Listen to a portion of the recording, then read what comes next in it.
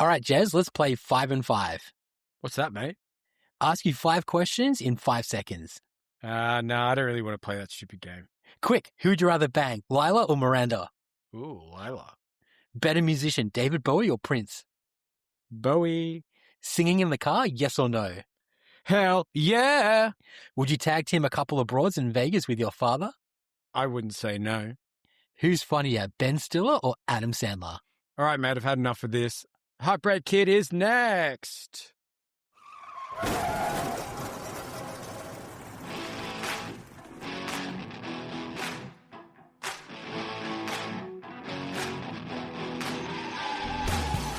Welcome, and a very big welcome. Thank you so much for joining us for another episode of In the Mood for a Movie. I'm your host, Jez, and joining me as always is my big bro, Brad. B-Rad, what's up? How are you, Jezza? Looking forward to a bit of a laugh? I am indeed. How's Fozwatch going? Fozwatch is going very good. What's that? He had a little slip up, but he's 5 and 6 now? That's pretty good. Just beat last year's Premier 32-6 or something like that. So, doing pretty well. Premiership, you reckon? Probably not. But Joey Walsh is looking pretty good. Joey Walsh, if you're listening, big fan. Thank you for listening. Send us some merch. This, ladies and gentlemen, this is a movie podcast where we have conversations about films. Catch is, one of us has not seen that movie before. Today we are doing the 2007 movie Heartbreak Kid, which we accidentally purchased on YouTube, which is maybe one of the reasons that we're doing it. Brad, before tonight, did you think about skipping the podcast, heading to Vegas? Maybe we'll get lucky, tag team some broads. Mate, let's end the podcast now and jump on a plane. Let's go, baby. So before we get into it, spoiler alert, there will be spoilers, so don't get upset if we ruin the movie for you. Brad, can you give us an AI plot summary? Sure can. A commitment-phobic sporting goods guy rushes into marriage only to realize on the honeymoon that his new wife is an unhinged chaos tornado. From there, it's a full-tilt Farrelly Brothers meltdown of bad decisions, worse timing, and one man sprinting downhill towards romantic disaster. Perfect. Thank you for that. So 2007, what was going on in the year 2007 with you, Brad? I think I was working in real estate. That's probably just before, I think the GFC was the next year. So it was a good year in real estate and then a tough year the next year after that. Great. I think I was in my third year of uni, so I wasn't doing too much, but I guess just rampaging around Bathurst. I think you were just playing, you're just playing rugby all the time and drinking beers with the boys? Yeah, I think just pretending to be a professional sportsman and not getting paid for it. So 2007, what else happened in 2007? iPhone was released. MySpace was valued more than Facebook. Global financial crisis, as you said, Brad, more in the mortgage crisis. Britney Spears shaves her head and then that leave Britney alone meme is involved. Rihanna, Umbrella, top of the charts, and Kanye West, Graduation, highest selling album of the years. Sopranos ended. Kevin 07 for us, big year for us, ending the 11 years of the Liberal Nationals. I'm not sure if that's going to ever happen again. And South Africa won the Rugby World Cup. Any other highlights for you in 2007? I think you've covered I forgot about the Britney one, but man, I can't believe MySpace was ever rated more highly, more expensive than Facebook. So wow, should have sold it. Big one on that. I remember this is how technologically advanced I am. My roommate and I were sort of debating for half a day which account we should make, a MySpace one or a Facebook one. And we decided to make MySpace. We're like, yeah, cool. We're only going to make one. Let's do it. And then within a week, we'd shut that down and we got onto Facebook, or maybe after like a month or so. But I guess that was my first... the social network. Yeah, first experience of being a terrible investor. Now, this was a fantastic movie year as well. So just to name a few, No Country for Old Men, There Will Be Blood, Michael Clayton, Pirates of the Caribbean, At World's End, Harry Potter, Order of the Phoenix, Spider-Man 3, Transformers, Simpson Movie, I Am Legend, 300, Zodiac, American Gangster, Ratatouille, B-Movie, 28 Weeks Later, The Mist, your movie, and then Sweeney Todd, The Demon Barber of Fleet Street. In terms of comedies, also a hot year for comedies. Superbad, Knocked Up, Hot fuzz. Any movies else that you wanted to share as well that I didn't mention? No, I think probably two of my favorite ones from the non-comic section would be, you mentioned The Mist and man, No Country for Old Men. What a movie. Yeah. What about Eastern Promises, Brad? The shower scene. I haven't seen it. I haven't you? Add it to That's the great. list. It's great. Just for the shower scene, add it to the list. Well, it's all naked men in a Turkish bathhouse fighting. Take it off the list. Remove it off the list right now. Also, Wild Hogs in the bucket list. Were they big on your viewing that year? You don't even know what I'm talking about, do you? The Bucket List is such a shit movie. Is it? About like two guys that are, one of them's dying, or when they just go and like tick off a bucket list. Morgan Freeman and No. I'm pretty sure it's Jack Nicholson, but yeah, not great. I think we've got the DDL movie though on the list to do at some point. Yeah, one of my actual favorite movies, and I'm really wanting to see Michael Clayton because I heard it is pretty good. But yeah, when I was researching this, there's so much on Michael Clayton. I'm like, how have I never heard this movie before? Yeah, no, I heard of it. It's on the list. Brad, what do you love about comedies? Man, I love a good laugh. There's sometimes some movies just absolutely hit for me, and like, I'm just absolutely like in hysterics and stuff. It's good. Like, I mean, I think, in general, I've got like, a bit of a zest for life. I love a laugh. I love good banter and things like that. So when a movie like this comes along and it sort of hits, I think it's really good. So, plus also you need that sometimes. You work your butt off and everything during the day. It's good to have a bit of a laugh, I think, sometimes. How about you? Yeah, always good to have a good laugh. Yeah, look, I like it, just like making light of everyday occurrences or social observations. I really like as well, like you don't really have to you don't have to pay too much attention to a comedy. Yeah. You can just sort of sit there and like just stare at the screen and just get a good little giggle going. And I guess, yeah, as you said, leaves you feeling good. And I do enjoy a good laugh. I do like a comedy at a movie as well, just where everyone's laughing around you. Yeah. But seems it's a bit of a shame. Comedies have died over the last 15, 20 years. I don't know if that's all the PC woke culture, but it seems very difficult to make comedies. Like you couldn't make this today. No, you couldn't. You couldn't. Absolutely not. No. So Brad, you had seen this movie before. So do you want to give us your thoughts and I'll run through my thoughts? Yeah, pretty much kind of echoing what you said there. Like, I think, growing up with comedies in the 90s and in the early 2000s, this sort of reminds me of that sort of lost kind of art, I would say. Something where, like people like don't take themselves too seriously. You can go in there and have a laugh about everything and no one gets offended, and I think like, for me, this is just, there's some scenes that we'll go into later that just remind me of like other kind of comedies and things like that. But this is, if I'm teaching my son later on, hey, what was your childhood like? This is probably something I'd kind of refer him to. Yeah, nice. Yeah, I enjoyed the movie. I thought it was really good. We'll get into it later about like, things great, things okay, things meh. I thought that it started really strong. I kind of broke this down to 3 acts. So I thought it started really strong. I thought the middle was good, and then the ending was fine. But I didn't really care for the characters, and I think it started kind of just spiraling a little bit when we're like ending up in North Carolina. We're doing like a bit of a Mexican sort of immigration run to kind of get back into America. It was all fine, but it was just, I don't know, it felt a little bit flat at the end. Like, I guess it was, I just didn't care about those characters too much, so I didn't really care if they got together or not. Yeah, no, that's a really good point. Because like you said earlier on, like, because it is a comedy, you don't have to think about it too much. You're really not that emotionally invested in like the character arc. You're more there for the laughs, I think. And I really agree with your point. I think the movie started very strong. And it was enough to carry me through to the end of the movie. But I do think in reflection that the end of the movie does fall off a bit on this one.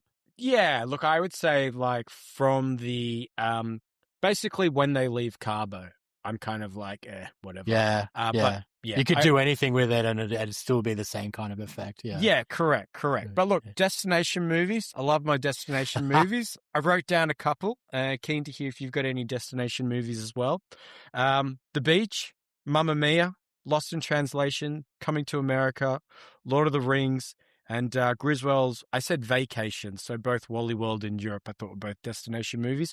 Any destination movies you like? Yeah, I had Just Go With It, which is a comedy one as well with Adam Sandler, where they sort of go to Hawaii and they're all sort of doing like improv to try Yeah. and keep up with their lives and everything. I thought that was quite good. Look, Adam Sandler looks after his mates very well. Every time he has a movie idea, he's like, "Why don't we base it in Hawaii?" What's your favorite destination, Brad? Um, Probably the one I've visited the most recently is probably Fiji. I think for Australians, it's a lot easier to get to. But I am a sucker for the States, like particularly maybe like Hawaii, but I really want to go to like, sort of, East America, like Miami and things like that. So yeah, I really want to check that out. But, I guess if I was going with the boys, I'd probably be hitting up Vegas. If I'm going with the family, it's probably going to be something a bit tropical, like a Fiji, like a Hawaii. Wouldn't even mind trying out like a Cabo or something like that as well. So. Bulla. Great one, Brad. I really love Japan and I love skiing as well. Like Japan's just the best. I don't know if you've. Oh yeah, you have. Have you been No, to I Japan? haven't. No, Yeah. it's on the list. Oh, it's so good. It's the best. And then skiing anywhere, but Telluride in Japan, really good memories there. Where I want to go to, I wrote down other skiing resorts, Okinawa and Maldives. Oh, Egypt as well. I've got a very, very big fascination of Egypt at the moment. So getting back to, I guess, why I didn't really care about the characters or stuff. I just didn't really love Eddie and Miranda's kind of one-on-one or chemistry. Like, I was always excited when Martin or Mac or someone would come in and interrupt the scene. I don't know. I just didn't really think that they were good together. And Leela, is it Lila? Leela? Lila Yeah. and Eddie, I thought had so much more chemistry. Like, all together, they were so much like the scenes were so much more funnier. Lila had she kind of played into it as well really well, and I cared about their relationship. Where Mirinda, I was like, whatever. Yeah, Miranda was like, she was so like, you're right, it's like a friend zone kind of thing. Like, they'd hang out and like go out together and stuff like that, but they're not like all over each other and kissing and stuff like that, like Lila and Eddie were at the start when they first met. Gee, I felt for her being woken up to be dumped by Eddie. Like, it's pretty bad. Did you see who Lila ends up with the end? Oh, sorry, who she ends up with at the end? No, well, you just showed me. I had no idea. You just showed me before we started. So why don't you tell the audience who she ends up with? So post credits, ladies and gentlemen, if you scroll, I always have a little bit of a scroll now. I awkwardly, when I was leaving Sinners the other day, you have to stay at Sinners for the post credits because the credits start rolling. I got up to leave and then there's like a 10-minute scene and I was awkwardly like standing at the doorway like, oh God, I should have just sat back down. But with this, the wife ends up with a donkey, and they fornicate, and then at the end she's snoring away, and he's in a bathrobe having a ciggy on the couch. It's so ridiculous. Hey, just on that though, are you a fan of these post-credit kind of things? Well. Because I feel because I've seen this movie a lot and I've never seen that until you showed me. So I've missed it my whole life. It sort of annoys me because you can miss it. I remember when I saw Fast and Furious, I saw it with Dad and it was bang finished. Awesome. I was like, oh my God, this is like one of the best things I've ever seen in my life. Dad's like, let's just sit. I think something might happen. And then at the end there, after all the credits, you see like Toretto or someone like driving away doing something. I was like, holy crap. Like, how'd you know this? Yeah. I think somehow they need to like get it out that there are post-credit things. Like I know with Marvel, it's a big thing. Everyone sits because something happens at the end of Marvel. Yeah. And it's like big with like cartoon shows and stuff now. But yeah, I don't know. I don't know if it's like meant to be an Easter egg or. Yeah. Because back in the day, like with the Jackie Chan kind of rush hour movies or like an Austin Powers or something, they do the split screen where they've got the credits going on one side and then they've got like a funny thing happening. So as soon as like the movie finishes, it happens. So you're not like getting up and running away and then realizing you just missed it. So my favorite is the Predator post credits. That is the best. But it's like just completely different to what the movie is. It's just showing all the characters and they just stand, look at the camera and smile. I'm like, I'm sorry, that is the best in history. I sent a reel of that to a friend of mine, Paul, and then next minute he's organizing a Predator Day, and me and him are jamming Predator and Predator 2 with like popcorn and beers and stuff. Oh, That's so good. Yeah. Did you see Badlands? No, I haven't. It's not bad. It's not great. It's fine. Yeah. What do you think of all the product placements in the movie? I missed it. Really, mate? They're like Patagonia, then like the head of Patagonia comes out. They've got Corona. They're cheersing with Corona. Then like at the wedding, then they're at a Yeah, Corona I saw the Corona. tent. Okay. They've got heaps of other liquor. They've got Subway in it. Like they've got, mate, there is so much product placement in this. I'm like, is this like just to help with their budget? What's going on? Yeah, that's how they've generated the money to make the movie. And I definitely think it was intentional, especially because they brought Patagonia into the storyline. I was like, oh my God. So Ben Stiller was nervous about playing an unlikable character, and he was a little bit hesitant on the role at the start. And even though he'd played Dwight in Dodgeball a couple ago, and then obviously he plays the one of the best characters ever, the nursing home person in Happy Gilmore. You will sleep, or I'll put you to sleep. But yeah, he was a bit nervous about that. Farrelly Brothers kind of got him round, but my God, the Eddie character is a piece of shit. I wrote down a couple of things.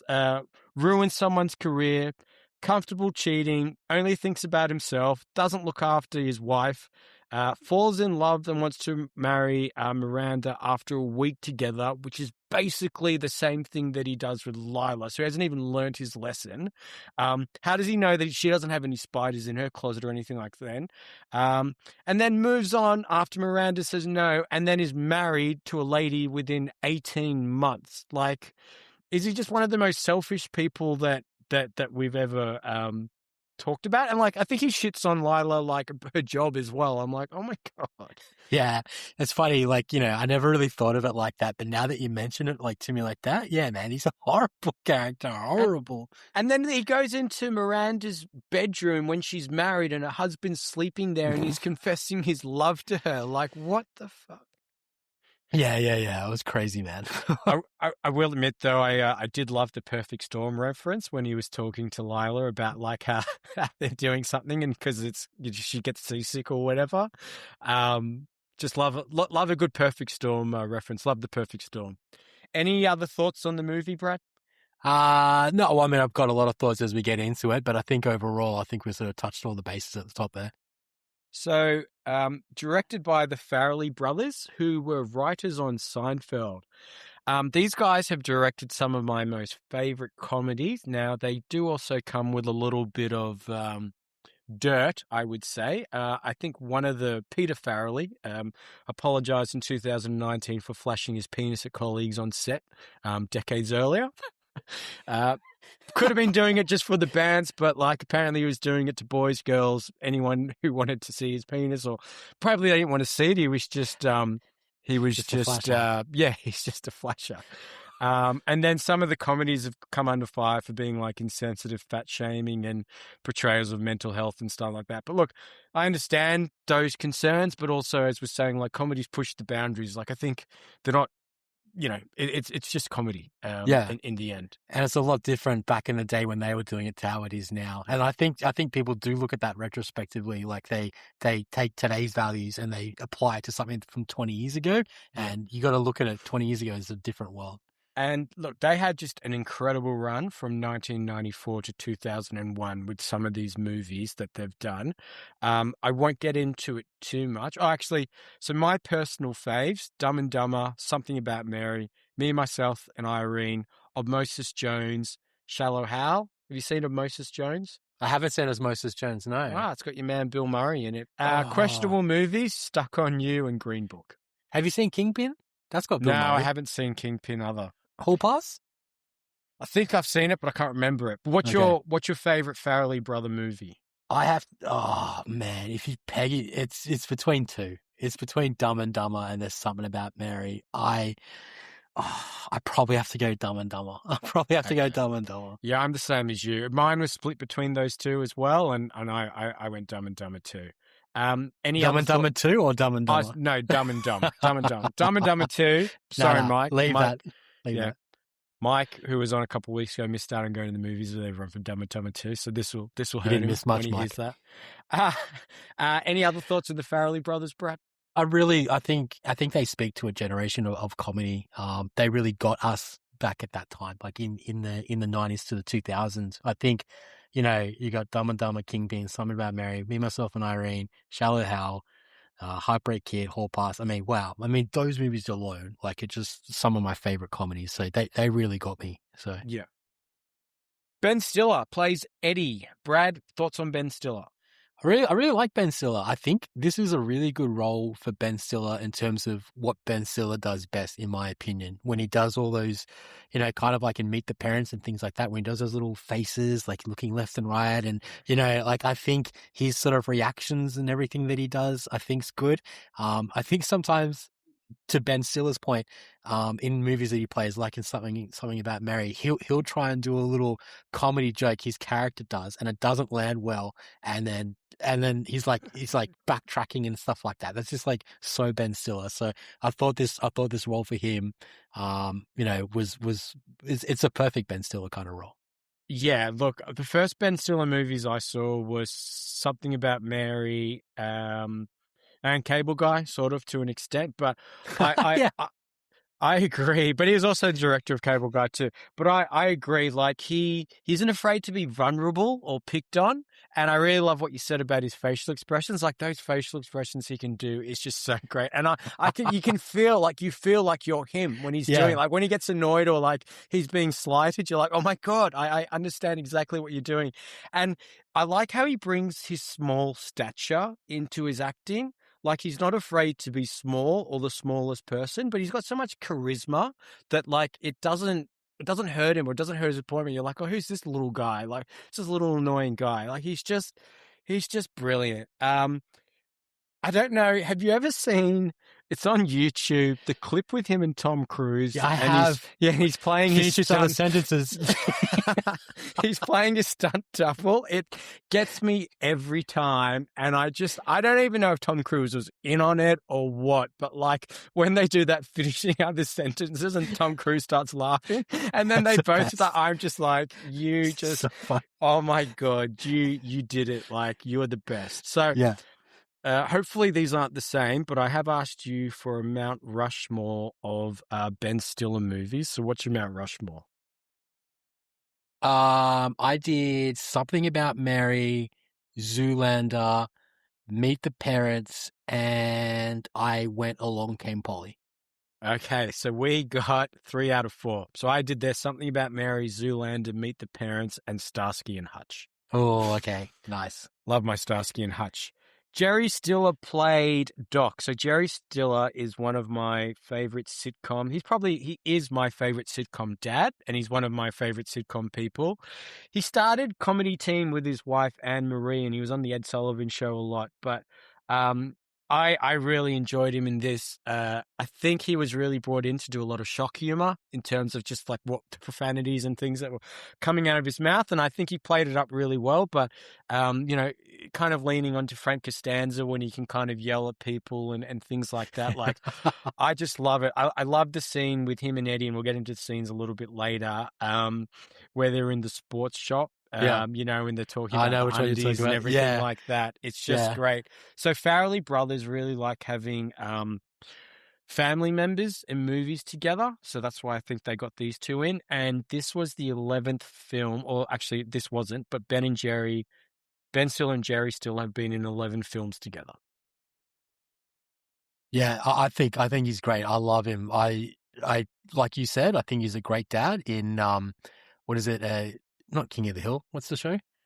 It's the one with Kevin James. Yeah. And it's called The King of Queens, Brad. It was The King of Queens. The King of Queens, yeah. So obviously he's a dad in that. And like you said, Seinfeld, like he is just, one of our categories is the airing of grievances. And every time we go you go, I've got a lot of problems with you people, which is exactly what he says. So yeah, he is funny. And I did see a clip recently where Ben Stiller and Jerry Stiller are on a talk show together, and then Jerry's giving him crap, going, "You don't know about comedy. I'll teach you comedy." And he's like delivering like a comedic joke or whatever, and it just punches. And Ben Stiller, you could see he's just holding in the biggest like hysterical sort of smirk and everything like that. Yeah, So, I've seen that one too. It's great. yeah, but to your point too, and like what the Farrelly brothers are doing, I mean, I know you get natural chemistry from, two people that know each other, like I guess you and I, and, Jerry and Ben Stiller, but I think not only do they get that natural chemistry, but they're also both very funny in their own right. So to have them both in a movie playing a father and son, not only believable, but pretty funny. Do we have chemistry, Brad? That's cute. Well, maybe we did before you said that.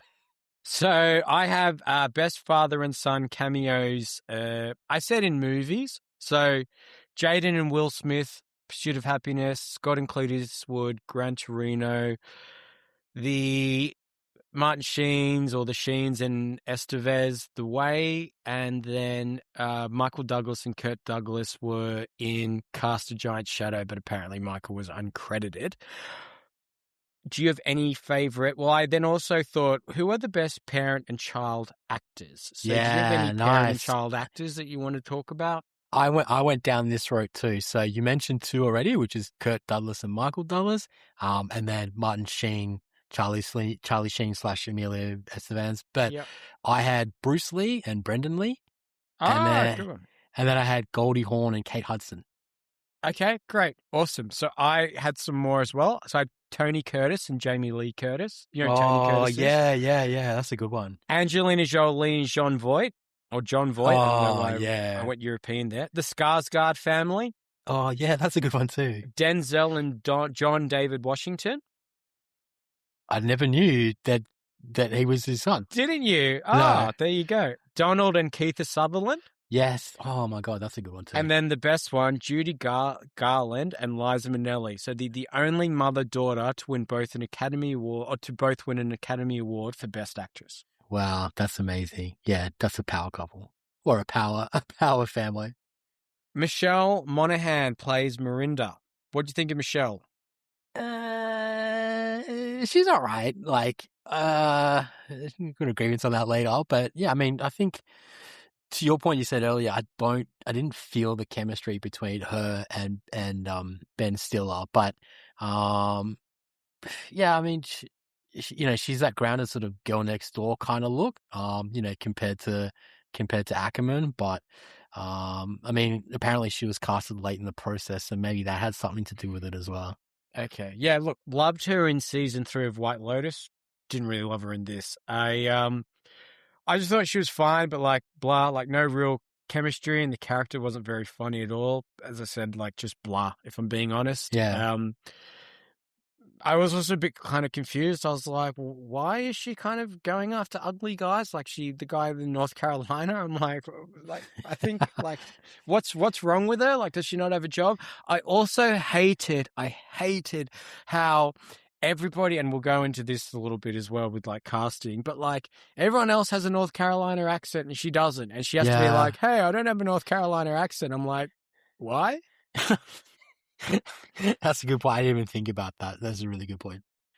Malin Ackerman, so Lila.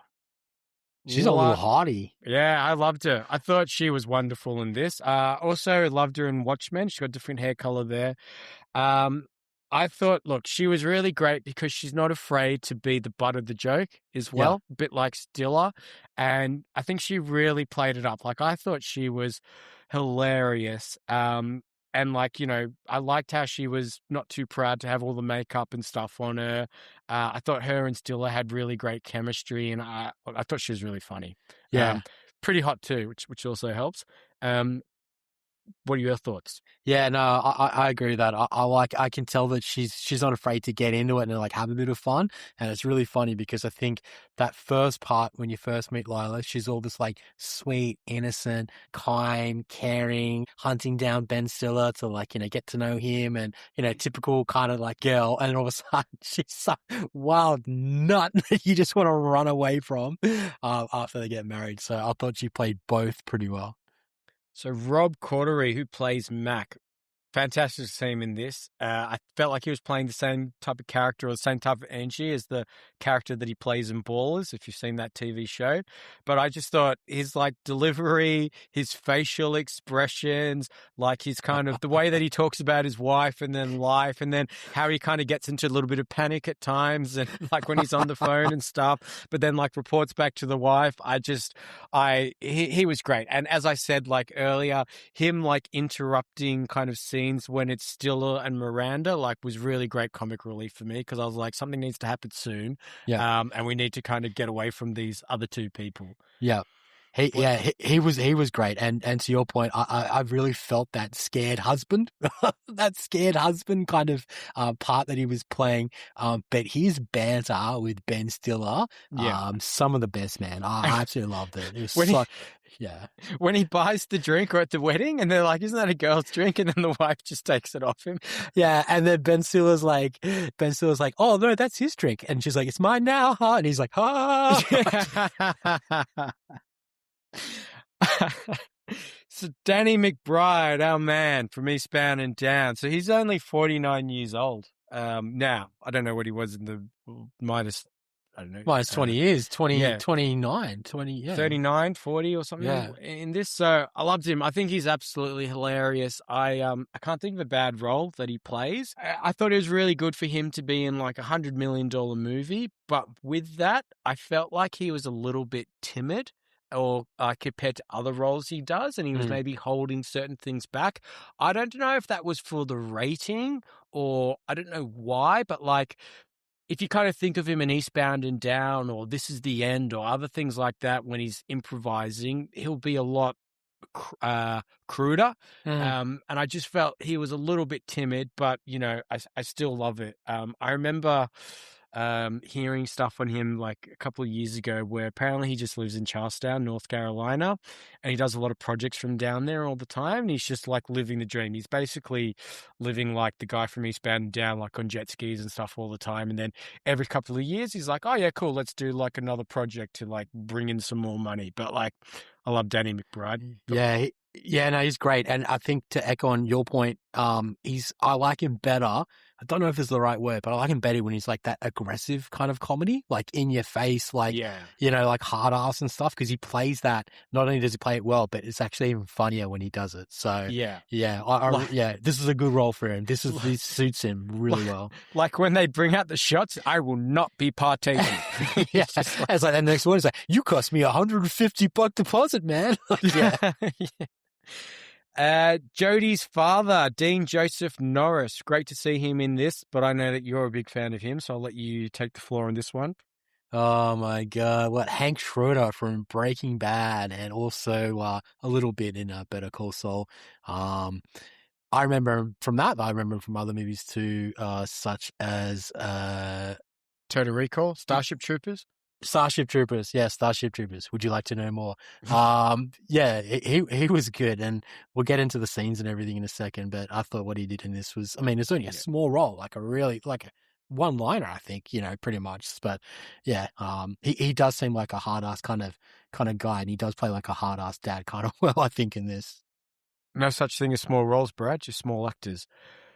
Have you seen his IMDb? He's been in everything. He's got 186 current actor credits to his name. And he plays a cop or a detective in like majority of those things. Like he's been bookmarked. But yeah, I love him in Total Recall, and Starship Troopers. He's freaking great as well. Did you have a favorite movie or TV show, or maybe take out the TV show because I think we'll all know what that will be. But have you got a favorite movie that he's in? I think it's probably Starship Troopers. Yeah, that'd be my favorite. How about you? Yeah, Starship Troopers. So is it Uncle Tito? Yes, Uncle Tito. So Carlos Mensa. So I thought he was fine in this. The only reason why I wanted to bring him up because he's the joke stealer, which South Park took. So, Brad, do you like fish sticks? Yes. Do you like putting them in your mouth? Yes. What are you, a gay fish? Screw off, man. I'm joking. Yeah. I actually love it when South Park does the fish sticks jokes with him. And then like Kanye's like not getting it. He's like, please, man, please, don't you get it, man? And then like Kanye kills him. Yeah, I really like him in this. I thought he was quite good. Sort of segueing into researching and stuff. Like he improvised most of his lines, so it explains a lot. But yeah, I thought he was quite cool. He seems like a cool hang. Yeah. So going into production, just I guess off that. So yeah, the Farrelly brothers really encouraged improvisation in the movie. So a lot of the scenes are really improvised, filmed primarily in Mississippi, which was doubling for Mexico and San Francisco. So the Cabo resort scenes were shot at the resort in Pass Christians, Mississippi. So if you go to Cabo and you can't find the hotel, don't be too upset. Did you have any production stories, Brad? Yeah, just sort of what we were talking about before, like um, the Ben Stiller sort of faces. So the Farrelly brothers encourage a lot of that awkward realism. So I can imagine, having done work with him before and Something About Mary, he sort of does those sort of same faces in that kind of movie. So I think they get him as much as as Ben Stiller gets his sort of role. And that the original cut apparently is meant to be much darker, but test audiences push for more sort of slapstick comedy. So, yeah, I don't know how much more darker it could have got. I don't know. Maybe that'd have to do with the ending. Maybe that would have made it better. I'm not too sure. Yeah. Also, talking about like the end credits, how there's the donkey that the wife ends up at the end. So in the UK, they released a cut that removed the shot of the donkey penis and the lady bending over when they leave the Mexican folk dance. On that, was the lady like tied up or something? I saw like a rope and there was like a man standing next to her, and I was like, which one's the animal and which one's the person? Like, it kind of felt like the woman was being paraded around, but like, I don't know if I want to go too far into that, but I don't know if you kind of saw that as well. I didn't see the rope, but I always remember, the 40-year-old version where Seth Rogen's character was like, me and my friends went down to Tijuana for the weekend. We saw a donkey show, and you're like, oh man, it's gonna be like, donkey fucking a lady. But actually, I kind of just felt really sorry for the donkey and the lady. So- Yeah, so- not great, not great. Box office, Brad, numbers. Give us the numbers. So box office budget was 60 million. It domestic grossed 36.8 million with a worldwide gross of 127.8 million. So it definitely made money. It's not the best earning money the Farrelly brothers have done, but obviously a success. And it opened up at number 2 behind the Game Plan when it first opened. So yeah, it did do quite well.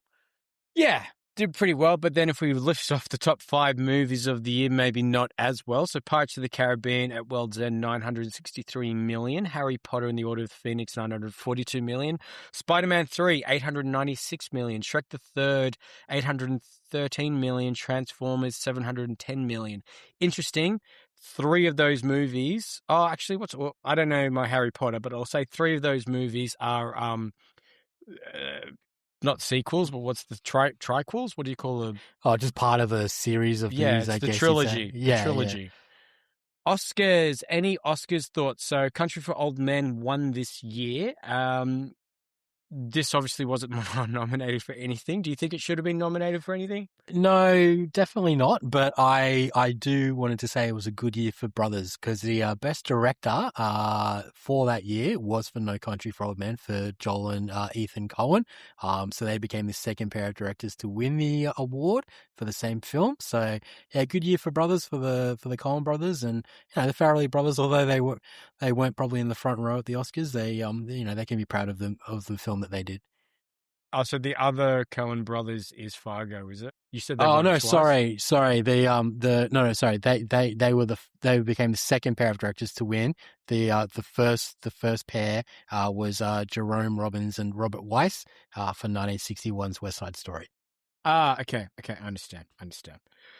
All right, scenes. So we will go through some of our favorite scenes. And then, Brad, if you've got any others that I missed out on, let me know. But I'll start with the wedding guest and the single table scene. We already talked about the wife stealing the drink. Well, I won't do that. But I love when the speeches are on. It's such a friend move. And the dad's like, yeah, because all the other guys are real assholes. And then his mate's standing up going, oh, it's talking about you. Yeah. And he does it like 3 times, Yeah, doesn't he? yeah. All the other people, all the other princes I kissed turned out to be frogs. He's like, oh my god! I also love when As he a goes. true friend. As a I true love friend. it when he goes up to the party planner. He's like, I think there's been a mistake. And the guy's like, what? You think I'm the party planner because I'm gay or whatever? And then he's like to the next guy, are you the party planner? Guilty. Did someone say wedding coordinator? Yeah. No, that's not the children's table. That's the singles table. I then had the purse snatching scene where he meets her and he's like, the guy on the bike, he's like, let me go, man. Let me go. Like he's just real desperate to get out there.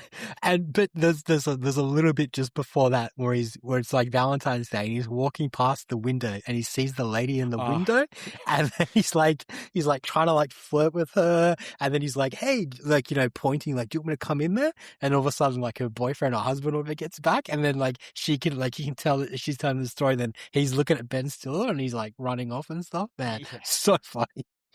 Then one of my favorite scenes, so the sports store underwear scene. Nice to put a face to the panties. Yeah, I heard a lot about you, Lila. Yeah. The dad's got the underwear in his pocket, and then he's like, son, I think you should give it back to her. And he goes, oh, there you go. Yeah.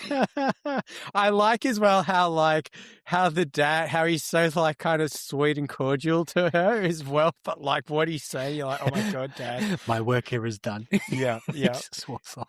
And then like the scene, and I think, what are they, like near Golden Gate Bridge, or I don't know where they are, but they're on the harbour and they're talking about like because he's learning that she's telling him that she has to go to Rotterdam or wherever. Why for work. Germany? Hold on. Yeah.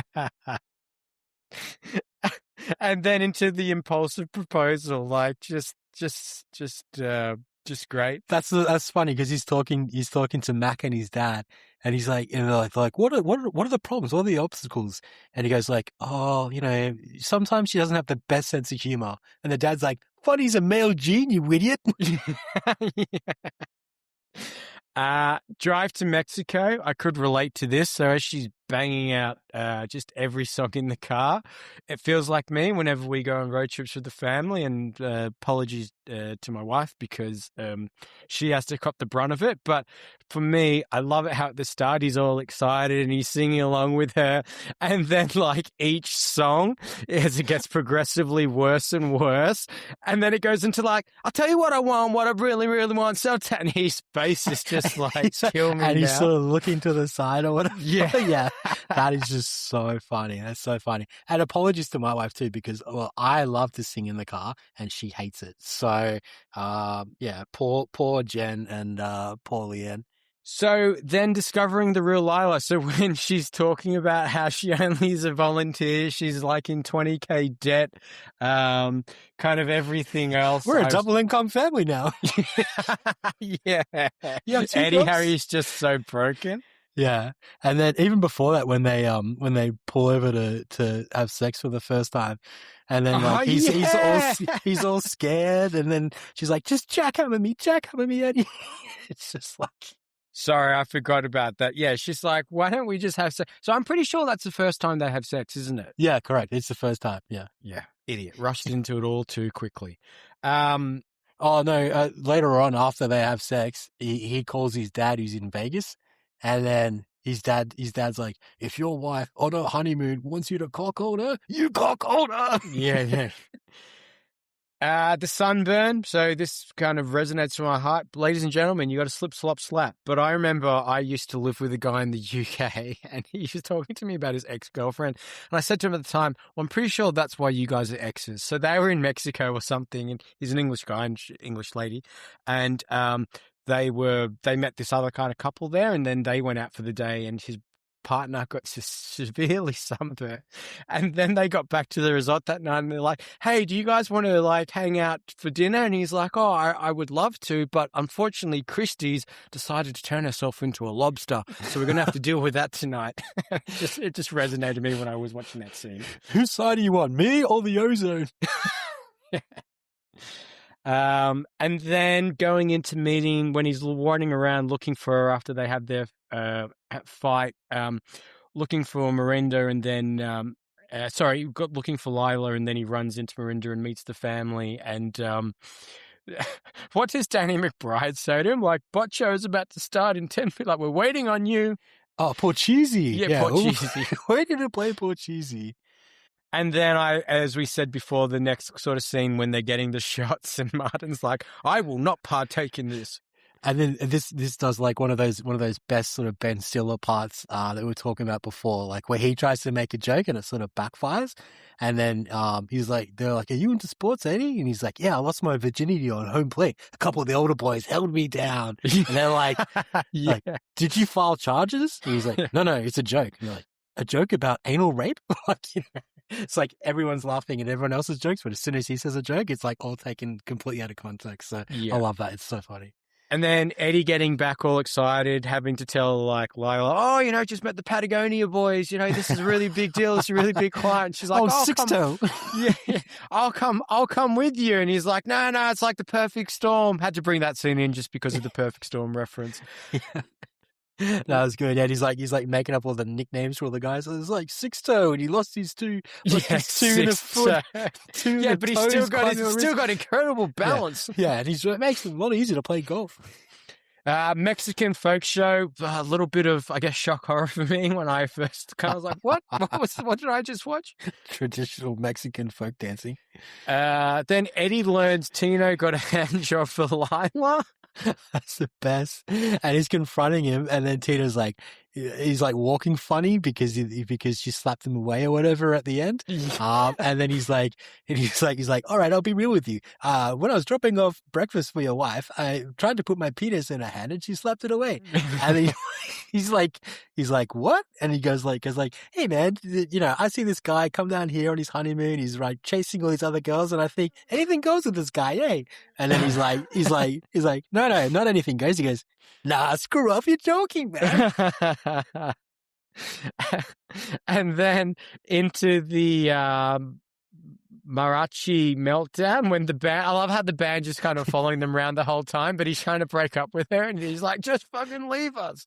That is so funny. He's got like, you know, he's trying to pull the brothers aside while I was on the phone to the mom, because like, hey guys, like, what are you doing here? Meanwhile, the mom's on the phone with Lila because Lila's saying to the mom that he's moving to Rotterdam with her.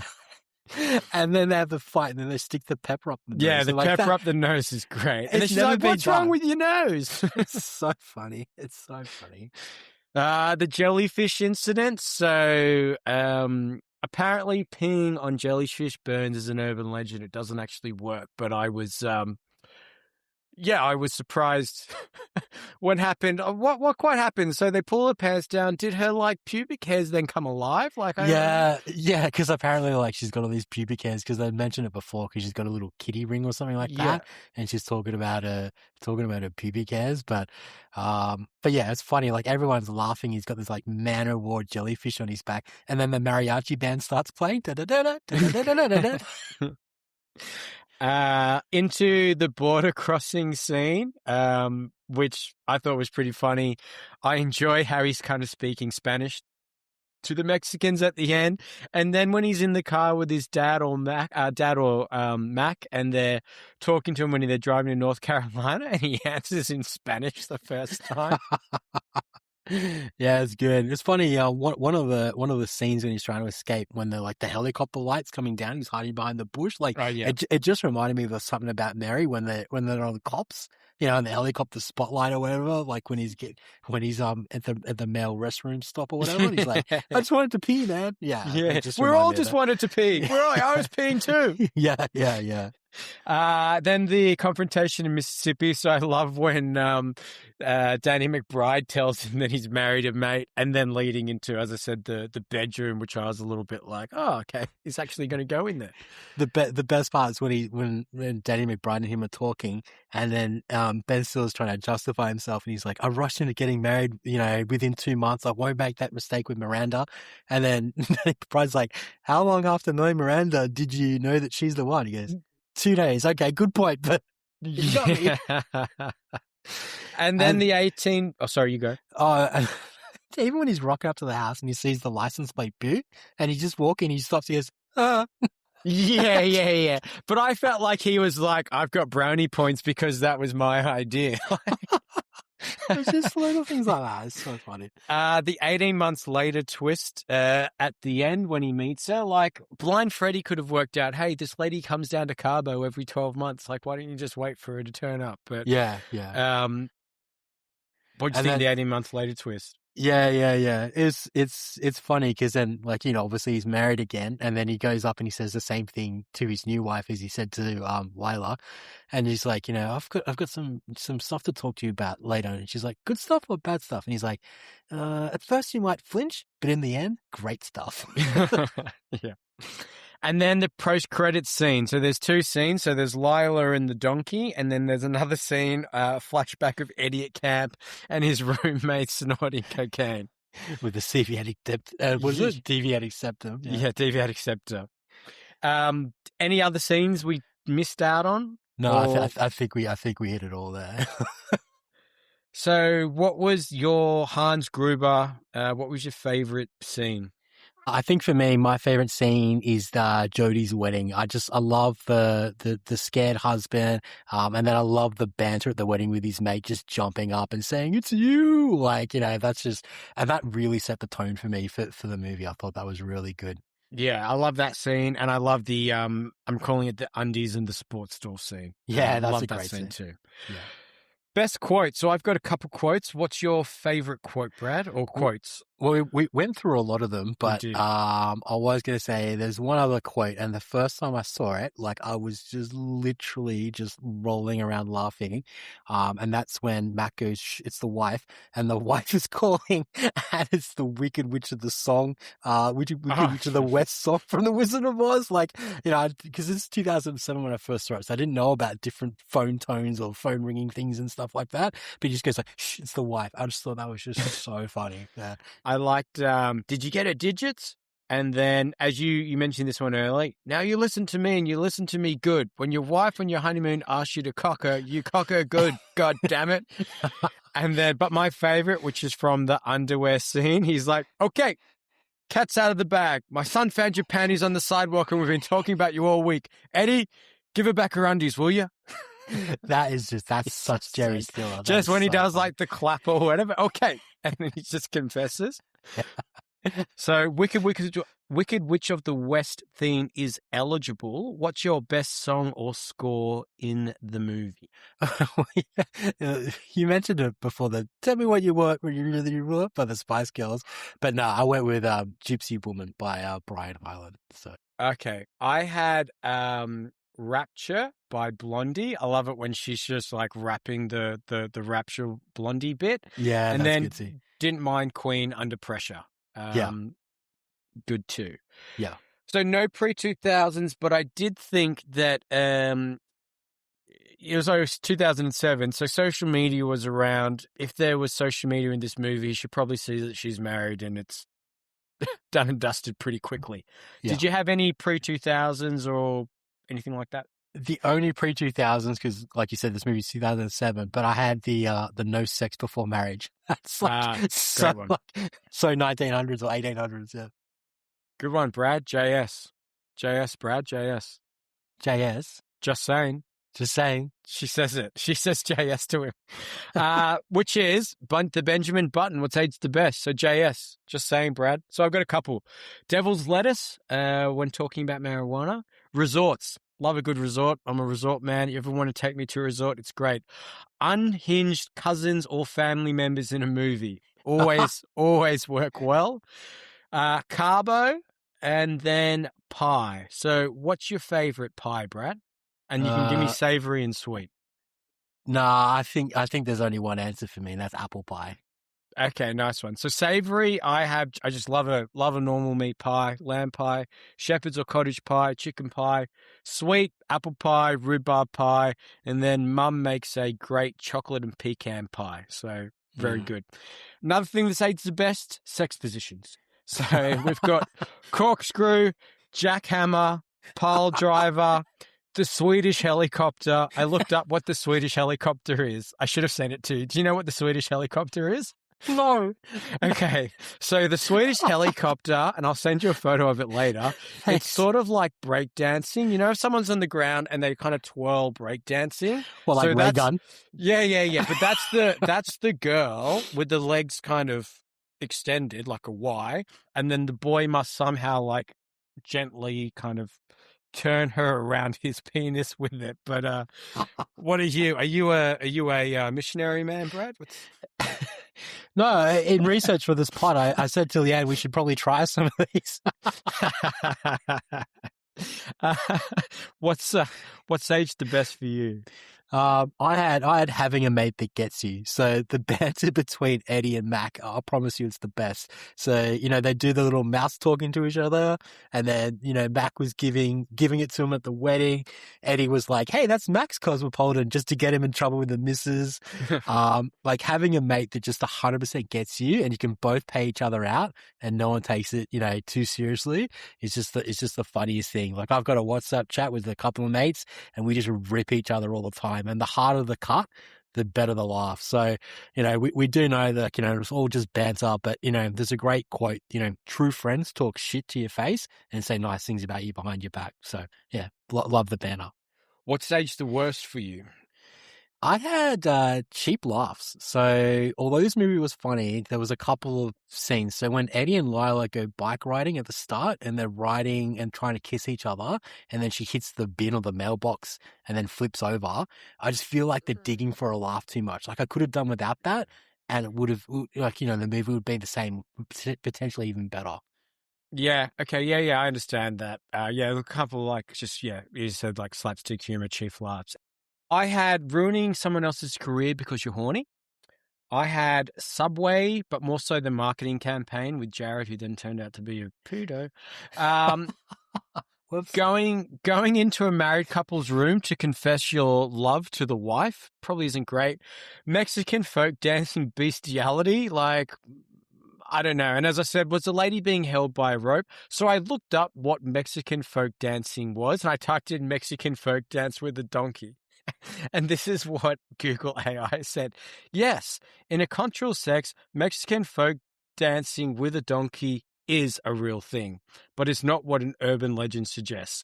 So it's basically they just dance to a traditional folk song, and it's called La Burrita, which is the little donkey. And they basically just dance around, but they're all dancing in their traditional regal clothing, and it's a playful story about a little donkey. Well, little Jez, you know, he is okay with that. I think you and I need to go to Mexico just for ourselves on a boys' weekend and, you know, stop by and just check out one of these shows in person. Who are you having a beer with, Brad? Man, I'm going with Uncle Tito. That dude has all the connections and the hookups. He seems so funny, always up for a laugh, you know, always up for anything. Screw off, I'm joking, man. So, yeah, I reckon Uncle Tito with the best hang. I am having a beer with Patty from the Hot Tub, a.k.a. Kalea Cleavage. What a name. God, her boobs are bouncing on top of that water. So she's a porn star if you couldn't guess by her name. I'll just say it again, Kalea Cleavage. Too bad we can't look that up in Australia, but, you know, maybe our American listeners can let us know. Now, where I am having the beer is at the Beer Hut on the beach. Oh, nice. In Mexico. Nice. Yeah, that's good. So, Goat Cast. I saw who in the running was Jason Bateman and Amy Poehler, but they were initially attached. But when the Farrelly brothers took over, they axed them. Owen Wilson was in the running for Eddie when Stiller was second guessing if he wanted to play a bad guy, but I didn't find much else. Did you find any casting, like people who were in the running for casting? Just what you said with Owen Wilson. I don't think the movie would. I mean, I do like Owen Wilson. And he's done Farrelly Brothers like with Hall Pass and stuff. So, and he's quite good in that. But I don't know. It would have been a bit of a different movie. I don't think he would have done the looks and everything the same. But I did have a goat cast like alternate, which I would have loved to have changed. Which Go is for it. I would love to have seen Jennifer Aniston as Miranda. I reckon that would have been pretty good. Yeah, good one. Okay. Anyone else that you're recasting? If you're No. the casting director? So here you go. I'm casting Michael Pena instead of Tito. Only because he's a joke stealer. So I think you're going to like this one. So my Miranda, just to get the North Carolina twinge or a Southern twinge, Reese Witherspoon. Oh, yeah. But she might be too famous. And so she is too famous. I'm going to go with Isla Fisher. Oh, yeah? Yeah, she would have been good too. Like Wedding Crashers kind of Isla Fisher. Yeah. She would have played a good Lila, but I think she could have played a good Miranda. So Wedding Crashers, Lila Fisher would have maybe been more like Lila. What character could Bruce Campbell have played? Brad, over to you. I had Bruce Campbell as Miranda's husband, Kel. So that's him lying in the bed with Miranda when Ben Stiller comes in, and I could see him, just rolling over and having a bit of a laugh and stuff like that. And then when Ben Stiller goes, he just would have been like, "Give me some sugar, baby." So, yeah. Okay, good one. We've got different people. So I had the bicycle mugger.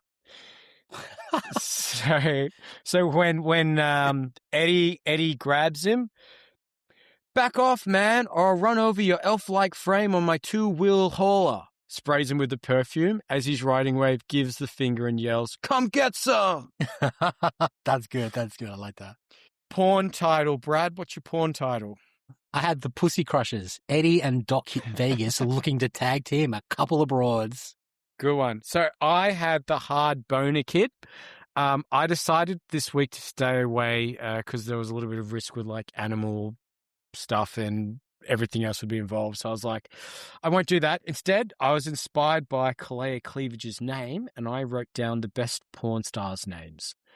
So I think some of these people are real. Some of these people could be fake. I guess it's up to you, the viewer or listener, to go look them up.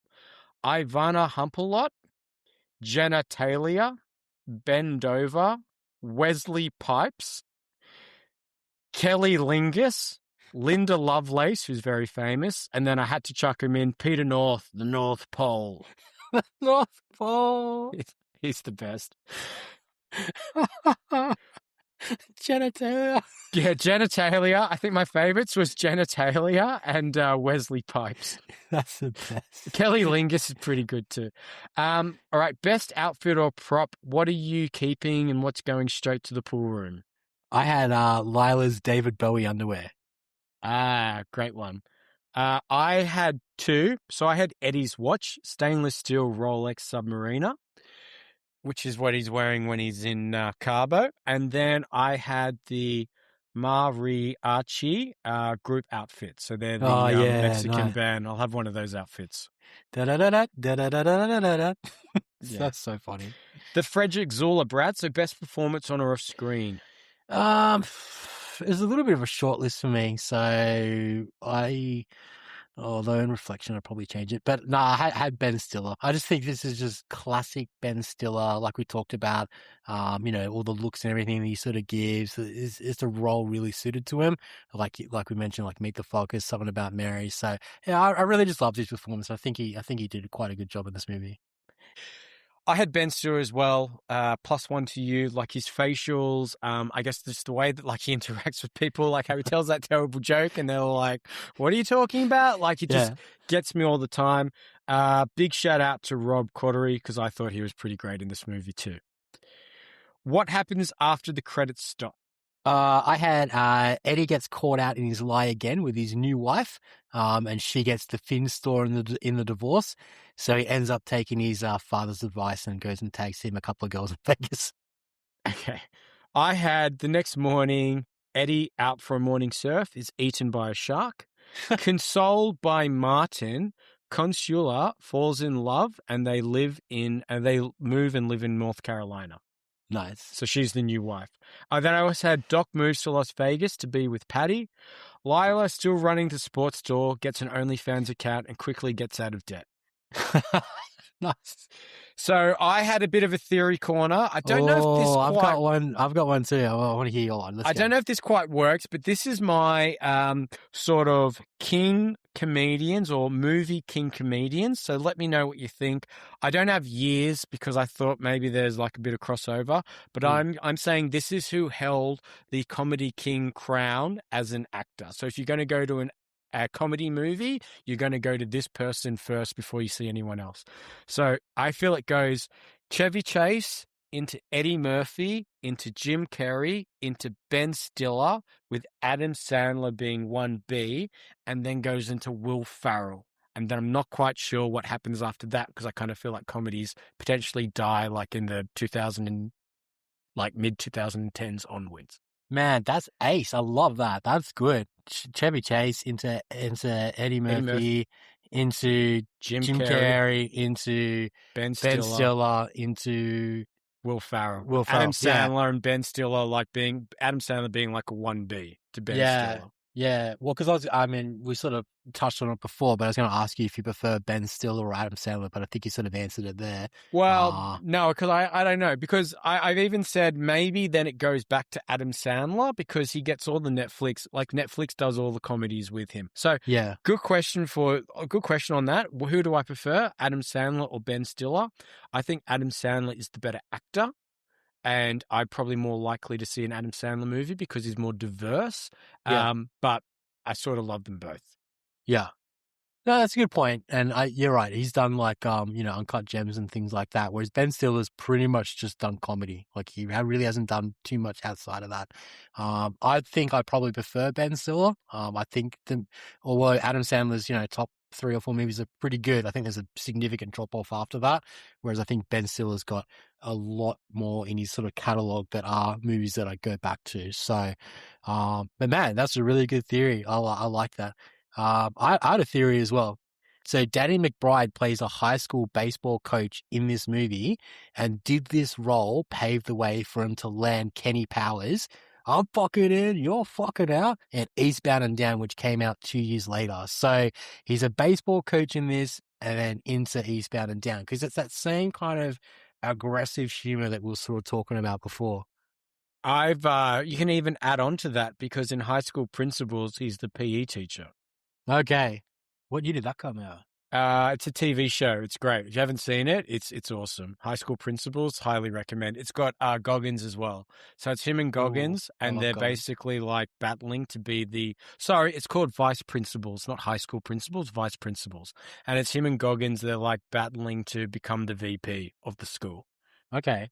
The Dom Toretto, what's the best life lessons from this movie?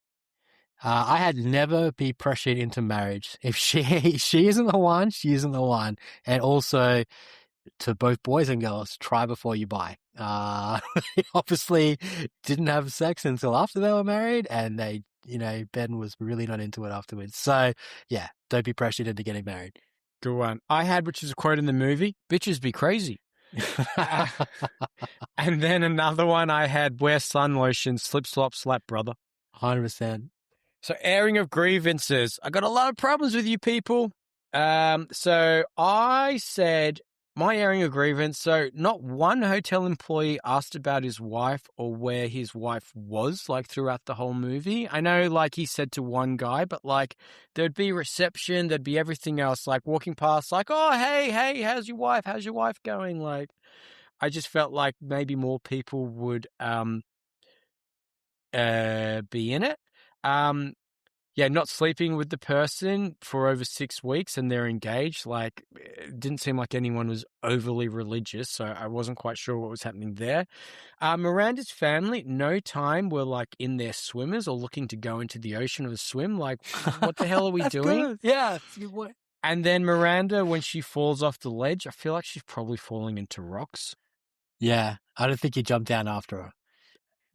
Did you have any grievances? Yeah, I mean, I mentioned before, I didn't like the cheap laugh, but I didn't like the escaping back into USA. Like, he is an American citizen and his dad's taking him to go see Miranda anyway. So why not just call him for a lift? And like, he tries to go into the USA like 4 times, but he doesn't get arrested, and all of a sudden he's back in Mexico trying again. I didn't get that. And also I had ain't nobody leaving Evo Longoria for Miranda. There's just no way you're hanging on to that one. I didn't write that down, but that's a great point. Like, she's banging. Like, are you kidding me? What are we doing? This is peak Eva too. I didn't ask this earlier, but I'll just ask it now before we go on to the next topic. So did Lila have a trust fund or something? Because remember in the room when she's like, you're only after me for my money, but then she's like $20,000 in debt. So maybe this is a grievance as well. But like, I didn't quite understand that point. Yeah, no, it's a good point. I don't understand why he would be after her for her money. Maybe that's just the bitches be crazy. Like, yeah. Okay. Yeah. Because I think she got that 20 grand debt from a cocaine habit or something. That's why she's got the deviated septum. So. Letterbox rating, Brad. So what are you giving it? Overall, I mean, I know there's a couple of bits that I didn't love, but I thought the very first time I saw this was quite funny. And even now when I revisit it, I still find it quite funny. So I did 3.5 stars, and I put heartbreakingly underrated. Are you glad that In the Mood for a Movie has purchased this so we own it now on YouTube? Yeah, absolutely. Okay. I'll come back and visit this again. I gave it 3. I was thinking hard about 2.5, to be honest with you, but I enjoyed it. I thought the first 40 minutes was the best.